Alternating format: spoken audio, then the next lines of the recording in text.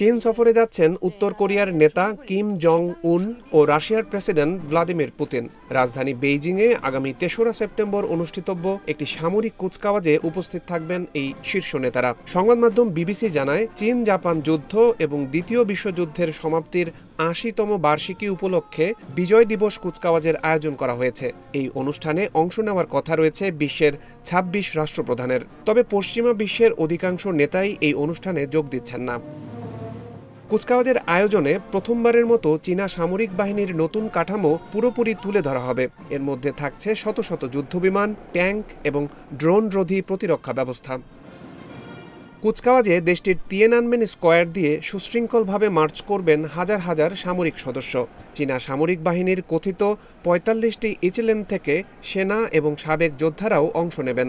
৭০ মিনিটের এই কুচকাওয়াজের দিকে বিশেষ নজর থাকবে সমরাস্ত্র বিশ্লেষক ও পশ্চিমা শক্তিগুলোর। বেইজিংয়ের কেন্দ্রে এই কুচকাওয়াজে চীনের প্রেসিডেন্ট শি জিনপিং ও রাশিয়ার প্রেসিডেন্ট ভ্লাদিমির পুতিনের পাশে উত্তর কোরিয়ার নেতা কিম জং উনের উপস্থিতি হবে বড় আকর্ষণ। এটিকে চীনের প্রেসিডেন্টের জন্য একটি কূটনৈতিক বিজয় হিসেবে দেখা হচ্ছে। ৬ বছর পর উত্তর কোরিয়ার নেতা কিম বেইজিং যাচ্ছেন।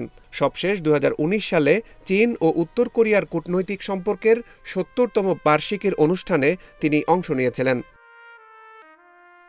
এদিকে ইউক্রেন যুদ্ধের অবসানে পুতিনের সঙ্গে একটি শান্তি চুক্তি করার চেষ্টা করছেন মার্কিন প্রেসিডেন্ট ডোনাল্ড ট্রাম্প।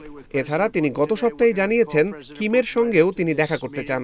হোয়াইট হাউসের বরাতে বিবিসি জানায়, প্রেসিডেন্ট ট্রাম্প অক্টোবরের শেষে ওই অঞ্চলে যেতে পারেন এবং প্রেসিডেন্ট শির সঙ্গে বৈঠকও করতে পারেন।